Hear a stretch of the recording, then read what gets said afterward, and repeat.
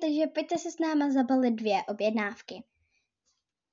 Jako první si přidáme do pytlíčku děkovnou kartičku.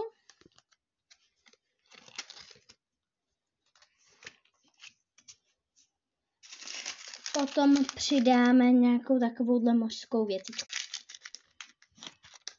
Vylosovali jsme takovouhle mašličku.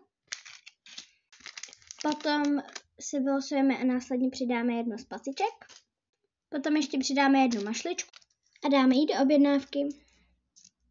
Potom vylosujeme 1 samolepku a ještě vylosujeme druhou. A přidáme samotný náramek.